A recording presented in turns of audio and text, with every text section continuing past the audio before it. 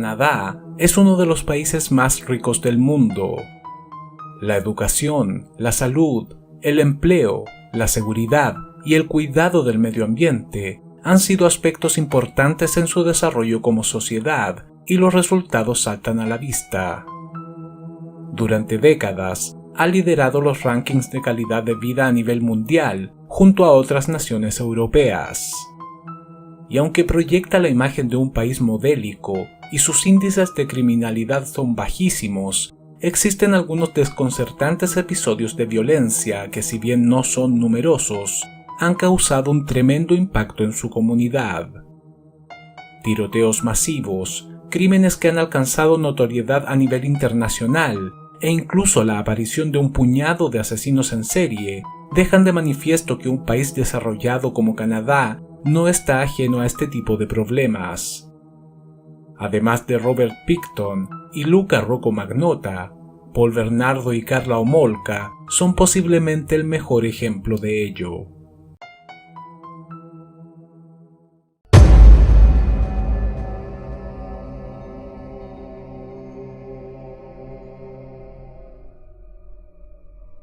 Karla Liane Homolka nació el 4 de mayo de 1970 en St. Catharines, Ontario, Canadá.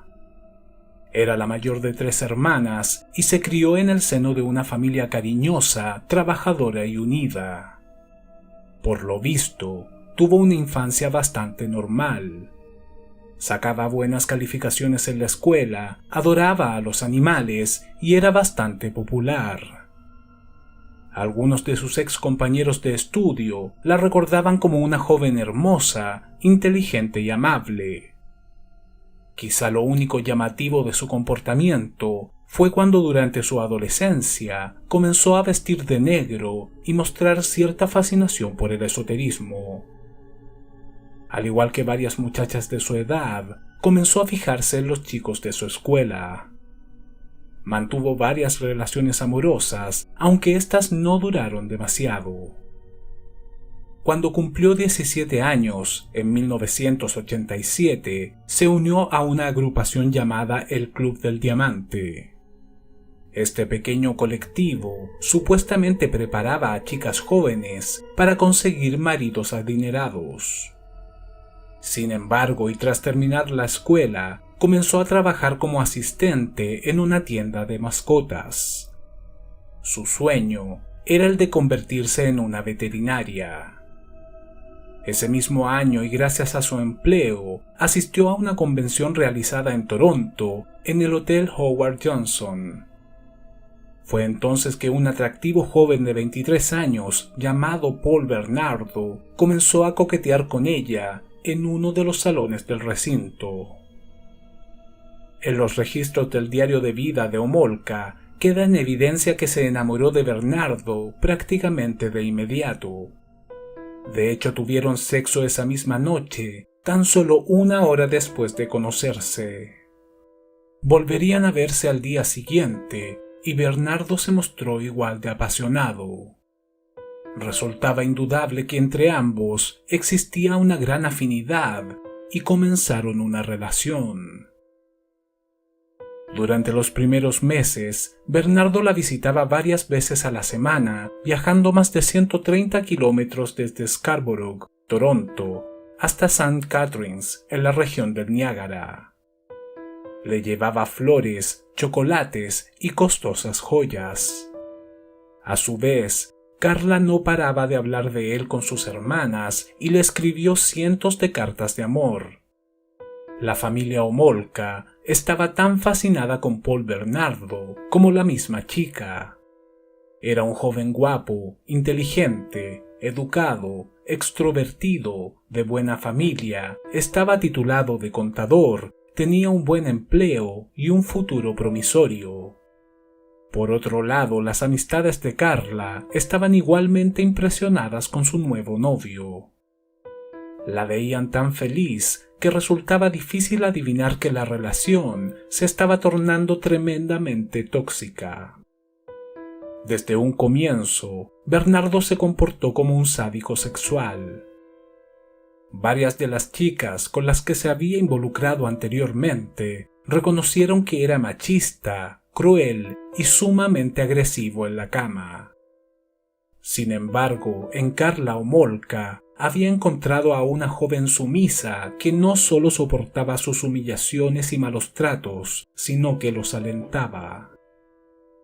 Para Bernardo, el sexo se reducía a golpear, subyugar y denigrar a una mujer. De hecho, se acercaba más a una violación que a una relación consentida. Pero aquella necesidad de controlar a sus parejas trascendía en todos los aspectos. Le decía a Karla cómo tenía que vestirse, qué tenía que comer e incluso cómo tenía que pensar. Le recordaba constantemente que era gorda, fea y que nadie más que él se fijaría en ella. Incluso después de mantener relaciones sexuales, la obligaba a dormir en el piso, en otra muestra de desprecio. Por su parte, la chica estaba completamente obsesionada con Bernardo y temía que éste la abandonara, por lo que seguía al pie de la letra todo lo que le exigía. En el distrito de Scarborough, en Toronto, la comunidad estaba preocupada por una serie de agresiones sexuales que comenzaron a registrarse a mediados de 1987. 3 chicas de entre 15 y 21 años de edad habían sido violadas por un desconocido durante la noche, muy cerca de sus propias viviendas. No existía el precedente de un violador en serie en Canadá y de inmediato las autoridades tomaron cartas en el asunto. Los ataques duraban casi 1 hora, en los cuales el sospechoso las amenazaba con un cuchillo y las llevaba hasta lugares oscuros en donde las tumbaba en el piso, las golpeaba y violaba anal y vaginalmente. La violencia de los ataques llamó la atención de los investigadores más experimentados. Por lo visto, el sujeto no solo disfrutaba aterrorizando a sus víctimas, sino que las humillaba, obligándolas a decir que eran prostitutas o que se merecían lo que les estaba pasando. Las descripciones del violador eran vagas. Este procuraba atacar a las jóvenes por la espalda y las amenazaba de muerte si intentaban mirarlo a la cara. A mediados de diciembre de ese mismo año, la policía de Toronto alertó a la comunidad de que un peligroso violador estaba suelto por las calles. Los medios de comunicación dieron la alerta y lo apodaron el violador de Scarborough. Solo una semana más tarde, otra chica de 17 años fue abusada sexualmente por el mismo sujeto. La noticia había ganado bastante notoriedad. La aparición de un violador en serie no era algo común en un país como Canadá, y varios padres comenzaron a preocuparse por la seguridad de sus hijas. En cierto momento, y a propósito de todo el revuelo que estaba causando el caso, Bernardo le preguntó a Homolka qué pensaría si le dijera que él era el afamado violador que estaba buscando a la policía. La muchacha le dijo textualmente que sería genial. Resulta difícil discernir si en un comienzo Karla realmente aprobaba este comportamiento o creía que su pareja la estaba poniendo a prueba una vez más. Lo cierto es que Bernardo le confesó que él era el violador de Scarborough. A partir de entonces, continuó atacando mujeres, esta vez con el consentimiento de su novia. La policía formó un equipo especial para detener al violador, el cual pronto comenzó a acechar a sus víctimas durante la noche en las paradas de autobús. El impredecible comportamiento del criminal terminó por desorientar a los investigadores, quienes no pudieron seguirle la pista. A medida que pasaban los meses, la violencia en los ataques se fue intensificando. Además de golpear, violar e insultar a las chicas que sometía, les insertaba palos y piedras por la vagina y el recto. En algunos casos, después de abusar de ellas, se retiraba del lugar solo para volver a sorprenderlas y violarlas nuevamente, a unos cuantos metros de distancia del primer ataque, cuando las jóvenes intentaban huir y pensaban que todo había acabado. Para detectives como John Munro, que estuvo involucrado en la investigación, se trataba de uno de los casos más impactantes que había presenciado en sus 31 años de carrera. El sadismo del violador resultaba desconcertante. Parecía como si estuviese jugando con sus víctimas. Perfiladores del FBI de los Estados Unidos intentaron ayudar en las pesquisas, advirtiendo que el comportamiento violento del violador de Scarborough estaba escalando a niveles muy peligrosos y que fácilmente podría llegar a asesinar a una de sus víctimas si no era detenido a tiempo. A principios de 1988, una amiga de Karla Homolka descubrió un par de esposas en su habitación. La muchacha admitió que junto a Bernardo realizaban juegos de dominación sexual. Pocos meses más tarde, otra de sus amigas descubrió una lista que Homolka tenía escrita en su diario de vida, en donde se recordaba a sí misma cómo debía comportarse para que Bernardo no la abandonara. Debía seguir una dieta saludable, hacer ejercicios regularmente y mantener una buena higiene. Jamás contradecirlo y nunca hablar a sus espaldas. Estaba terminantemente prohibido hacer pensar a alguien que la relación no era otra cosa más que perfecta. Si él le pedía un trago, ella tenía que llevárselo rápido y con una sonrisa en el rostro. La lista cerraba con la frase: recuerda que eres estúpida, recuerda que eres fea, recuerda que estás gorda. El 26 de mayo de 1990, una chica de 19 años fue víctima del violador de Scarborough, pero ésta, sin embargo, aseguraba haberlo visto de frente.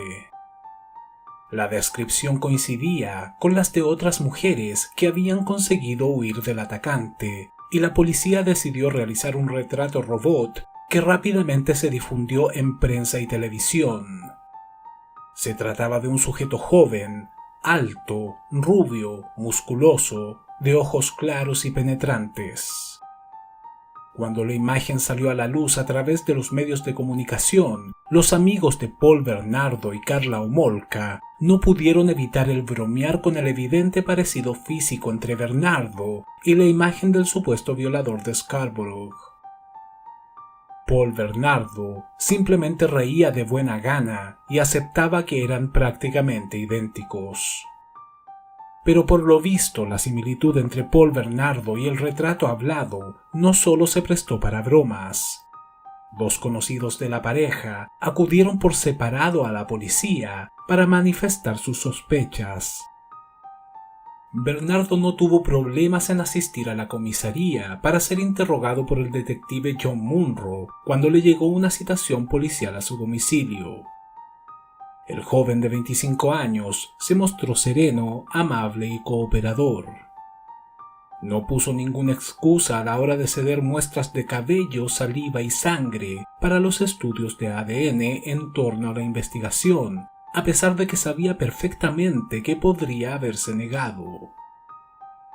Le aseguró a los investigadores que efectivamente era idéntico al retrato del violador de Scarborough y entendía por qué habían sospechado de él. Por aquel entonces, las pruebas de ADN se encontraban en una etapa relativamente temprana como herramienta forense. Estas muestras serían almacenadas junto a las de otros 700 sospechosos y pasarían más de 2 años antes de ser analizadas. Karla Homolka estaba completamente obsesionada con Paul Bernardo y estaba dispuesta a hacer cualquier cosa por mantenerlo a su lado, incluso aceptar que fuese un violador. Y aunque éste continuaba visitándola a menudo e incluso se quedaba a dormir en su casa, había algo que constantemente le recriminaba, y era el hecho de que no fuese virgen cuando la conoció. Carla sentía que debía compensar aquello de alguna forma, y fue entonces que surgió la idea de entregarle la virginidad de su hermana, Tammy Homolka, de 15 años, como regalo de Navidad. Aún no está claro de quién fue la idea, pero entre ambos tramaron un plan para llevar a cabo la violación. Bernardo ya había demostrado interés en la chica. Cuando se quedaba a dormir en casa de la familia Homolka, la espiaba por las ventanas cuando se cambiaba de ropa, e incluso entraba en su habitación mientras dormía y se masturbaba a su lado. Carla lo había ayudado rompiendo el pestillo de las persianas para que pudiera entrar sin forzar la puerta. El 23 de diciembre de 1990, y después de cenar en familia, Paul Bernardo, Carla Homolka y su hermana Tammy se quedaron en el salón conversando hasta tarde. De pronto, la chica comenzó a desvanecerse. Carla le había servido una bebida con tranquilizantes que había robado desde la clínica veterinaria en donde trabajaba.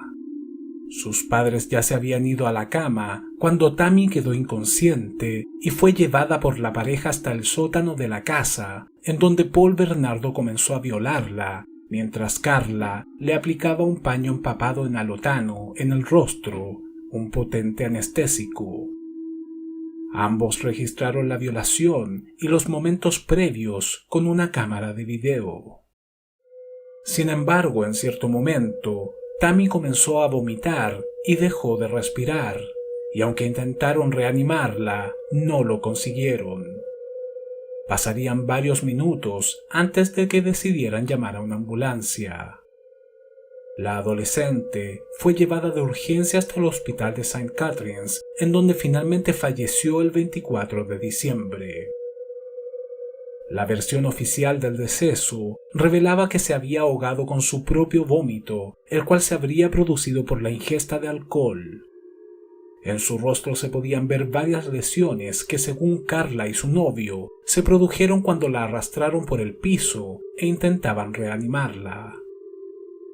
En realidad se trataba de quemaduras químicas producidas por el alotano, pero ninguno de los doctores sospechó nada. La familia Homolka quedó destrozada. Tammy, que estaba a punto de cumplir 16 años, había muerto de forma trágica en su propia casa. Y aunque Carla parecía estar tan afectada como el resto, no dudaba en coger la ropa interior de su difunta hermana y posar en videos de corte erótico para su novio, Paul Bernardo. Un mes más tarde, la pareja decide irse a vivir a Port Dalhousie, un pequeño pueblo cercano a St. Catharines. Después de casi 3 años de relación, estaban decididos a contraer matrimonio. Los padres de Tammy seguían muy afectados por su muerte, pero Carla los presionó para continuar con los preparativos de su boda. Mientras tanto, Paul Bernardo seguía violando mujeres en Toronto con toda impunidad, y la idea de tener una esclava sexual comenzó a volverse una obsesión para él. Carla accedió a ayudarlo y consiguió engañar a una chica de 15 años y la llevó a casa, en donde la drogó y permitió que Bernardo la violara y grabara con su cámara de video. Tras recuperar la conciencia, simplemente la dejaron ir. A pesar de despertar con resaca y adolorida, la adolescente pensaba que solo se había emborrachado y jamás sospechó que había sido abusada sexualmente. El 15 de junio de 1991, Bernardo secuestra a Leslie Mahaffey, una chica de 14 años. Como en la gran mayoría de sus asaltos, procuró atacarla por la espalda y rápidamente le vendó los ojos para que no pudiera verlo. Tras llevarla hasta su casa e inmovilizarla en el sótano, la desnudó y comenzó a abusar de ella, siendo asistido por Carla, que registró todo en una cámara de video. Pero en cierto momento, la venda que Mahaffey llevaba en los ojos comenzó a ceder. Aunque pudieron volver a ponerla en su lugar, Tanto Bernardo como Homolka sospecharon que la joven había conseguido ver sus caras. Si la liberaban, existía la posibilidad de que acudiera a la policía y pudiera reconocerlos. Supuestamente la idea de Bernardo era la de dejarla ir después de un par de días, pero ahora la situación había cambiado completamente. Finalmente la estranguló con un cable hasta matarla. Luego la descuartizó con una sierra circular en 8 partes y compró varios sacos de cemento. Introdujo los restos en la mezcla y los transformó en pesados bloques de hormigón, los cuales fueron arrojados por la pareja desde un puente en el lago Gibson, a unos 18 kilómetros de Port Dalhousie. El 29 de junio, Karla Homolka y Paul Bernardo finalmente contrajeron matrimonio en una boda de ensueño. Ambos lucían radiantes y parecían la pareja perfecta, jóvenes, bellos y felices. La celebración tuvo a más de 100 invitados y los novios no dudaban en posar sonrientes ante los fotógrafos y camarógrafos. Todas estas imágenes pasarían a la posteridad y no precisamente por ser un lindo recuerdo. Ese mismo día, mientras Bernardo y Homolka se montaban en un bello carruaje tirado por caballos a las afueras de una iglesia del Niágara y se iban de luna de miel a Hawái, un par de pescadores hicieron un hallazgo horroroso a las orillas del lago Gibson. Una pierna y la parte de un torso fueron descubiertos en el interior de unos bloques de cemento. El nivel del agua había bajado y los trozos de hormigón quedaron expuestos.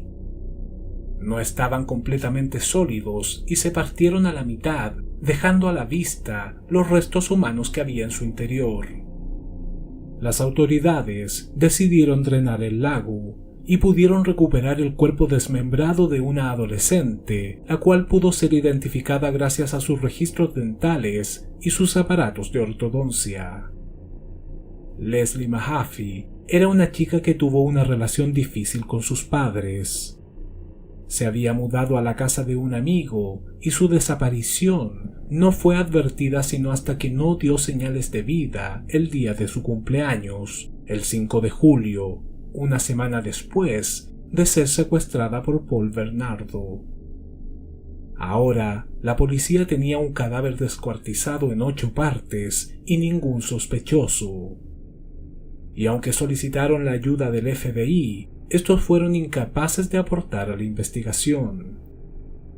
En menos de 5 años, los ciudadanos de Ontario fueron testigos del actuar de un peligroso violador en serie que seguía prófugo, y además un espantoso caso de asesinato que solo podía haber sido cometido por un psicópata. El 16 de abril de 1992, y a plena luz del día, Bernardo y Homolka secuestran desde el estacionamiento de una iglesia a Kristen French, una adolescente de 15 años de edad que regresaba de la escuela. Homolka se le acercó preguntando por una dirección y con un mapa en la mano, fingiendo que estaba perdida. Fue entonces cuando Bernardo se acercó y entre ambos la empujaron dentro del vehículo y la inmovilizaron. La chica sería torturada y violada durante 3 días en la casa de la pareja antes de que Bernardo la estrangulara con un cable hasta producirle la muerte. La temeraria acción de Bernardo y Homolka tuvo una repercusión inmediata en el medio local. La denuncia de la desaparición de Kristen French movilizó a toda la policía y varios testigos aseguraron haber visto a la menor junto a 2 personas en el aparcamiento de la iglesia. Algunos incluso consiguieron describir el vehículo de los secuestradores, un Camaro de color beige.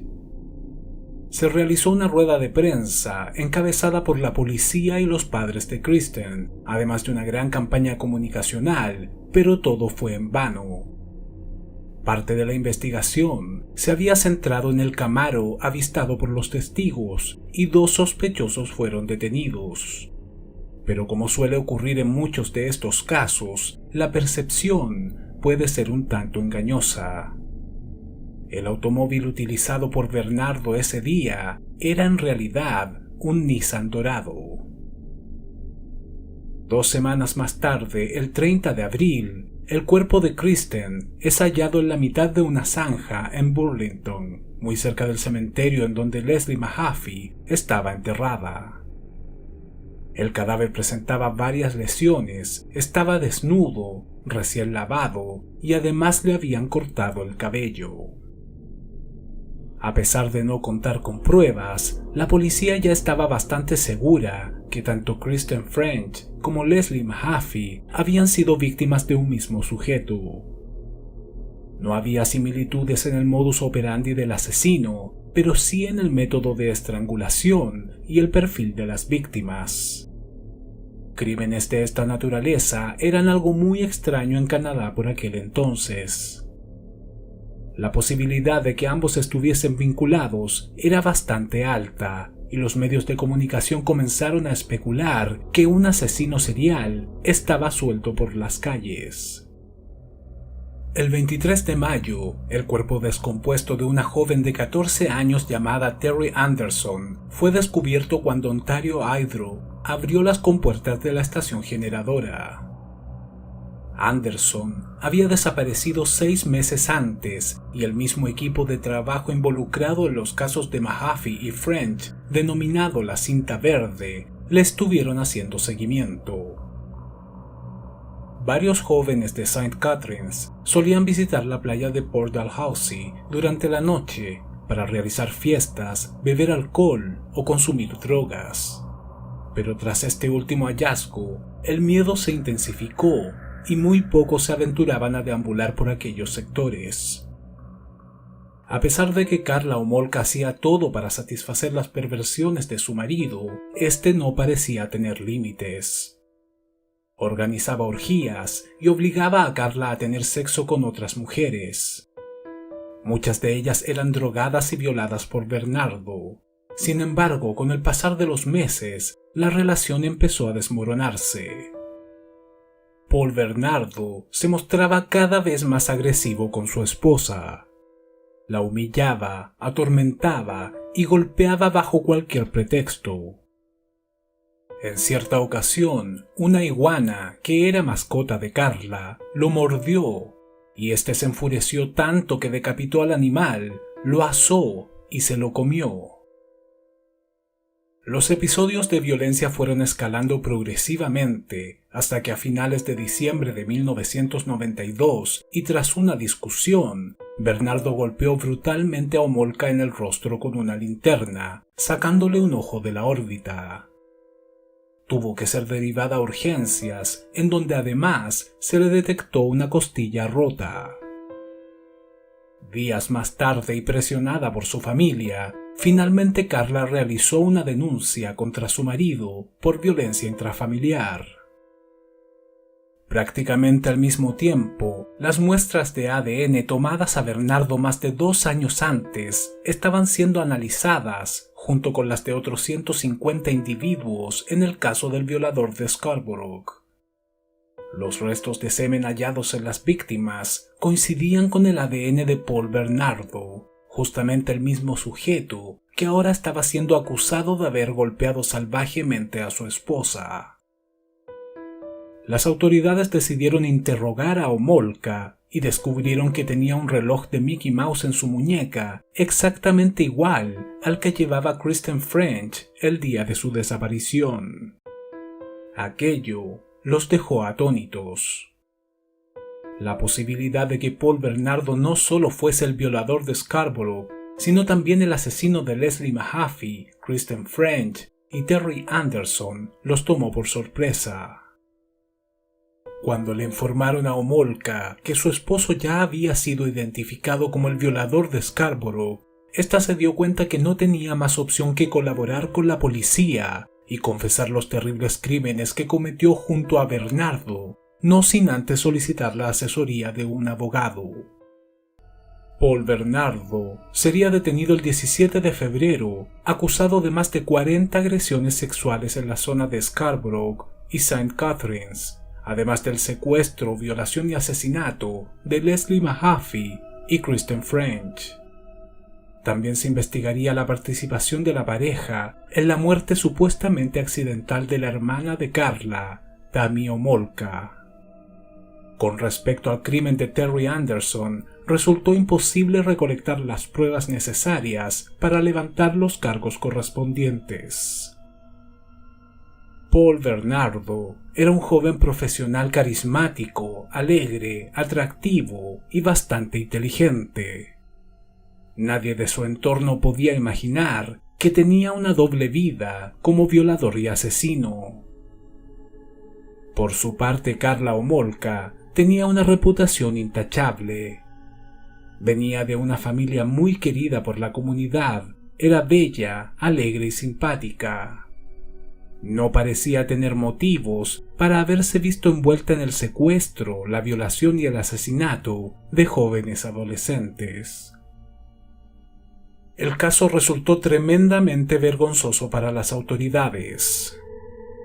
En teoría, Canadá no es un país en donde ocurren este tipo de cosas, y aunque intentaron restringir a los medios de comunicación canadienses, la noticia se difundió rápidamente y cientos de periodistas especializados en casos criminales llegaron desde los Estados Unidos a cubrir la historia.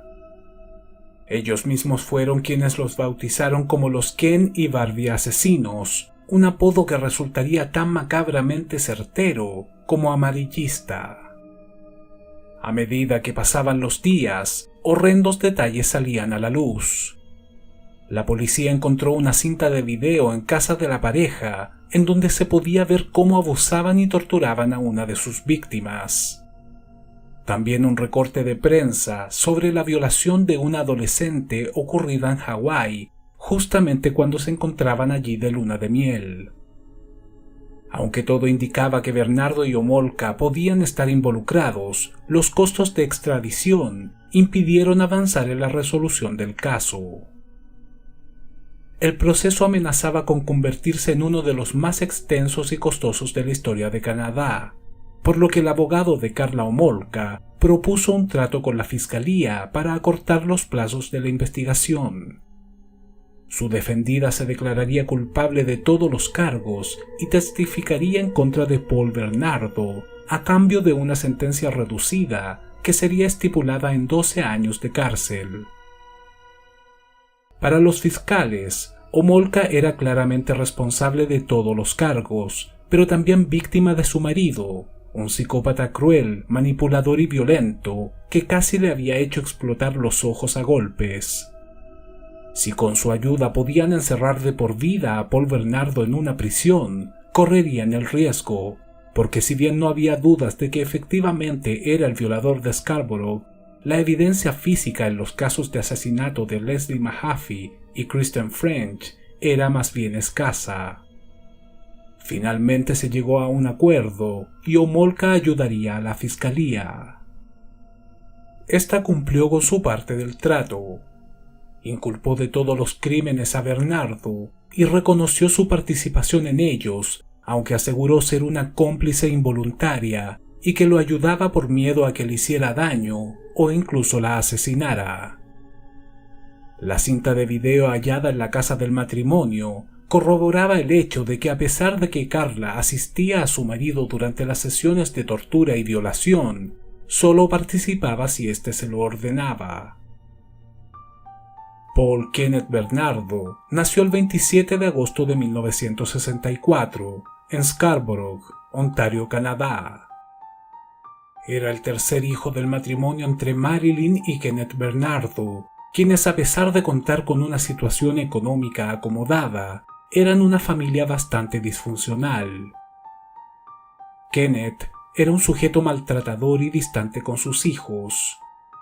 Solía fisgonear por las ventanas de sus vecinos y en 1975 fue acusado de haber abusado sexualmente de una menor de edad. Se cree que podría haber abusado también de una de sus hijas. Paul Bernardo, por su parte, era un niño inteligente, extrovertido y alegre. Una de sus profesoras recordaría años más tarde que prácticamente siempre estaba con una sonrisa en el rostro. Además, era uno de los chicos más populares de la escuela. Siempre estaba rodeado de amigos, participaba en un grupo de Boy Scouts y era hábil en todos los deportes. Una vez que entró en la adolescencia, varias chicas se enamoraron de él. Aparte de ser atractivo, alto y atlético, tenía una personalidad magnética, era divertido y muy seguro de sí mismo. Pero a la edad de 16 años y tras una discusión con su madre, se enteraría que Kenneth Bernardo no era su verdadero padre. Marilyn le confesó que tuvo una aventura con un exnovio y quedó embarazada. Por lo visto, Kenneth no tuvo problemas en hacerse cargo de él y darle su apellido, a pesar de estar al tanto del engaño. Aquello fue un golpe durísimo para Paul Bernardo, quien comenzó a insultar y menospreciar a su madre constantemente, tildándola de prostituta cada vez que se dirigía a ella. A partir de entonces, su trato hacia las mujeres en general se volvió cada vez más autoritario y denigrante.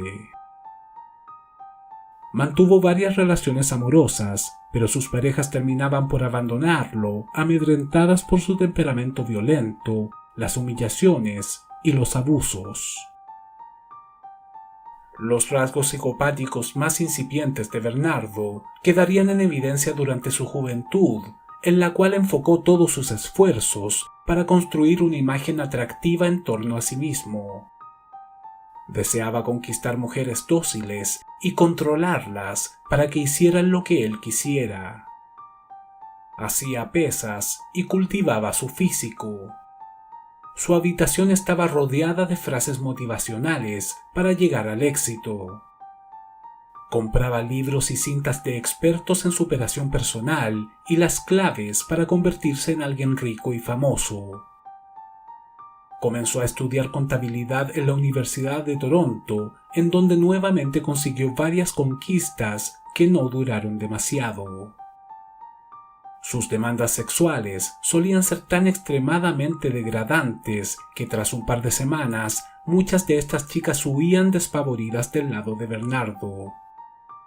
Pero en octubre de 1987 conocería a Karla Homolka, una bella chica que se sentía tan enamorada de él que accedió a todas sus enfermizas fantasías sin poner reparos. Poco antes de contraer matrimonio, Bernardo cambió su nombre a Paul Jason Taylor, supuestamente para que sus apellidos sonaran anglosajones, aunque también porque despreciaba a su familia.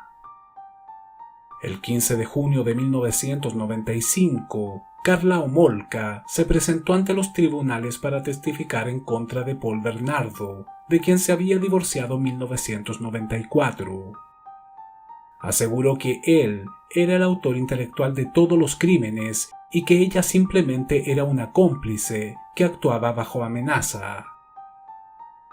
Resultaba aborrecible el hecho de que Karla le hubiese regalado a Bernardo la virginidad de su propia hermana para mantenerlo satisfecho y haber colaborado con el abuso y asesinato de otras dos adolescentes, además de encubrir sus actividades delictivas como el violador de Scarborough. Pero también había otros detalles bastante repulsivos que salieron a la luz y que apoyaban la teoría de que Homolka sufría del síndrome de mujer maltratada y que también era una víctima. Su nivel de sumisión era tal que en una ocasión Bernardo defecó en una rebanada de pan y la obligó a comérsela. Según las confesiones de Karla, Bernardo la forzó a mantener relaciones sexuales con Leslie Mahaffey y Kristen French antes de asesinarlas. También invitaron a algunas amigas de Tammy Homolka, las cuales fueron drogadas por Karla y violadas por Bernardo cuando estaban sin sentido. Tras el hallazgo del cadáver de Kristen French, algunos detectives supusieron que el asesino le había cortado el cabello para guardarlo a modo de trofeo o para dificultar su identificación.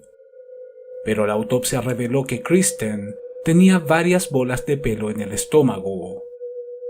Carla confesó que se lo cortó con una tijera por petición de Bernardo y que éste obligó a Kristen a que se lo comiera. También le habría mostrado una cinta de video en la cual aparecía desmembrando el cadáver de Leslie Mahaffey con una sierra eléctrica. Cuando los noticieros difundieron la noticia de la desaparición de Kristen French y su padre apareció en una conferencia de prensa suplicando al secuestrador que no le hiciera daño a su hija, Bernardo sentó a la chica frente al televisor para burlarse de ella. Esa sería la última vez que Kristen vería a su padre. Posteriormente la estranguló y le arrancó las uñas por mero placer. Paul Bernardo había quedado expuesto como un depredador sexual sádico, enfermo y tremendamente peligroso. Y a pesar de que la defensa insistía en que Homolka había tenido una participación mucho más activa de la que aseguraba, y que la intención de Bernardo nunca fue la de asesinar a sus víctimas, sino que ella lo presionaba para hacerlo, muy pocos le creyeron. Para los especialistas en asesinos en serie, parecía ser el típico caso en donde uno de los implicados es el dominante y más peligroso, y el otro asume un papel mucho más pasivo. Pero la historia daría un giro inesperado cuando en septiembre de 1994, 6 nuevas cintas de video fueron presentadas como evidencia. Estas habían sido recuperadas por uno de los abogados de Bernardo en el interior de la casa de la pareja en Port Dalhousie varios meses antes, y en ellas todo lo que Homolka había declarado quedó en tela de juicio. Las grabaciones que fueron reproducidas ante los investigadores mostraron una faceta mucho más oscura de Karla Homolka. Por lo visto disfrutaba tanto como su marido de las retorcidas prácticas sexuales en las que participaba. Karla no solo le regaló la virginidad de su hermana a Paul Bernardo, sino que también la sodomizó y le practicó sexo oral ante la cámara. A solo 3 semanas de su fallecimiento, se vestía con la ropa de Tammy y se grabó seduciendo a su marido. En otra de las cintas, se le pudo ver manteniendo relaciones sexuales con Bernardo y el cadáver de Leslie Mahaffey. También se habría grabado masturbándose con la mano amputada de Mahaffey, después de que Bernardo la descuartizó con la sierra eléctrica. Tampoco se le veía particularmente angustiada cuando grabó a su marido orinando e intentando defecar en el rostro de Kristen French cuando aún estaba viva. Hasta el momento, Karla Homolka había representado muy bien su papel como esposa sumisa y víctima del síndrome de mujer abusada, pero la aparición de estas nuevas cintas la dejaron en evidencia. De hecho, una de ellas estaba rotulada a mano con el título Paul, Leslie, Kristen y yo, y tenía varios corazones dibujados y pegatinas infantiles. Pero a pesar de que el engaño había quedado expuesto, no se pudo dar marcha atrás en el acuerdo firmado anteriormente. Homolka ya estaba pagando su condena reducida de 12 años de prisión desde julio de 1993, y los medios de comunicación bautizaron el controversial arreglo como el Pacto del Diablo, ocasionando un verdadero escándalo en la opinión pública y convirtiendo a Karla Homolka en la mujer más odiada de todo Canadá. El juicio contra Paul Bernardo se celebró el 18 de mayo de 1995 y duraría casi 4 meses ante la expectación de todo el país. Finalmente, el 1 de septiembre, fue encontrado culpable de homicidio involuntario en el caso de Tammy Homolka y asesinato en primer grado en los casos de Leslie Mahaffey y Kristen French. Fue condenado a cadena perpetua con un mínimo de 25 años antes de su revisión para libertad condicional. El 3 de noviembre, y contando con 31 años, Paul Bernardo volvió a comparecer ante tribunales, esta vez acusado por los asaltos sexuales cometidos como el violador de Scarborough. Fue encontrado culpable de todos los cargos y también sindicado como criminal peligroso, lo que significaba que si bien podía solicitar una revisión de su condena después de cumplir un mínimo de 25 años de prisión, las opciones reales de que saliera en libertad eran prácticamente nulas. Las condiciones carcelarias de Paul Bernardo y Karla Homolka en los años siguientes resultaron diametralmente opuestas. Mientras Bernardo pasaba encerrado 23 horas diarias en una pequeña y claustrofóbica celda y era sometido a diversos exámenes psiquiátricos, Homolka contó con todo tipo de comodidades. Podía ver televisión, participaba en fiestas y mantuvo varias relaciones lésbicas con otras reclusas. Cada cierto tiempo, algunas notas de prensa dejaban en evidencia que Homolka no lo estaba pasando tan mal tras las rejas, lo que continuó enardeciendo a la comunidad. Es por eso que en julio del año 2005, cuando llegó el fin de su condena, Homolka estaba aterrada. Uno de sus abogados declararía poco después que estaba paralizada de miedo, pues había recibido cientos de amenazas de muerte. Y si bien intentó limpiar su imagen cediendo un par de entrevistas en las que volvió a utilizar el recurso del síndrome de la mujer maltratada y expresaba su arrepentimiento, ya nadie le creía. Karla Homolka tenía 35 años cuando fue dejada en libertad. Se mudó a Montreal y desde entonces se ha convertido en el blanco de los medios de comunicación, quienes no han dejado de acosarla. Se casó con el hermano de uno de sus abogados y tuvo 3 hijos, y aunque se cambió de nombre y altera constantemente su apariencia física, existe un grupo activo de personas que hasta el día de hoy alerta a la comunidad de la ubicación de Homolka dentro y fuera del país. En octubre del año 2018, Paul Bernardo se presentó para acceder a la libertad condicional o en su defecto parcial, tras cumplir 25 años de condena. Sin embargo, la Junta de Libertad Condicional de Canadá le negó el beneficio. Si bien Bernardo aceptó que había cometido crímenes terribles y dijo que incluso lloraba cada vez que los recordaba, los especialistas que lo trataron en prisión aseguraron que no manifestó remordimientos sino hasta poco antes de la vista ante la Junta, 25 años después de su detención. Paul Bernardo fue clasificado como un psicópata narcisista, sádico y obsesionado con el control. Si bien su comportamiento antisocial se potenció con la compañía de Karla Homolka, es muy probable que actuando en solitario hubiese terminado asesinando mujeres de todas formas. Posiblemente este sea uno de los casos más desconcertantes y controversiales de la historia criminal moderna. El hecho de que Paul Bernardo y Karla Homolka fueran jóvenes, atractivos y parecieran una pareja perfecta no encajaba con los aberrantes crímenes por los cuales fueron condenados. En el año 2007, Bernardo fue entrevistado por la Unidad de Delitos Sexuales con respecto al asesinato de una chica llamada Elizabeth Bain en junio de 1990. Aunque su cuerpo nunca apareció, su vehículo fue hallado con una enorme mancha de sangre en el asiento del conductor. Su novio, Robert Baltovich, sería acusado por el crimen y aunque mantuvo su inocencia hasta el final, sería declarado culpable por homicidio en segundo grado en 1992. El caso ganó notoriedad cuando en el año 2004 se anuló la sentencia y Baltovich fue puesto en libertad. Al mismo tiempo, la defensa presentó pruebas, aunque circunstanciales, de que el asesino podía ser Paul Bernardo.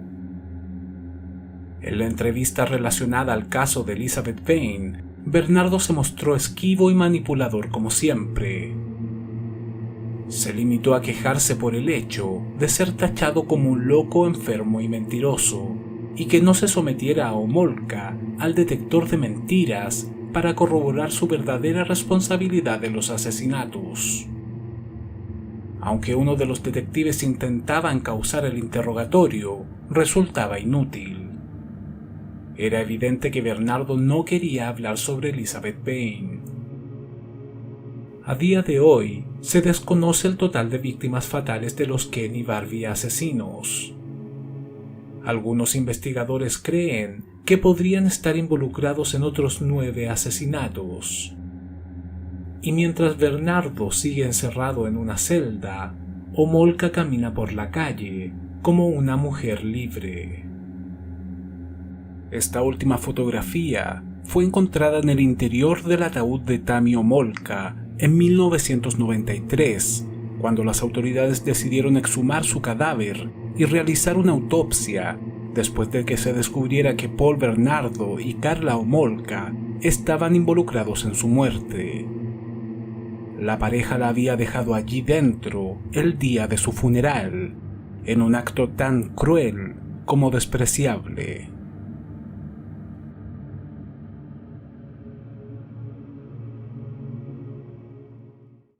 Si este video te gustó, dale like, suscríbete y compártelo en tus redes sociales.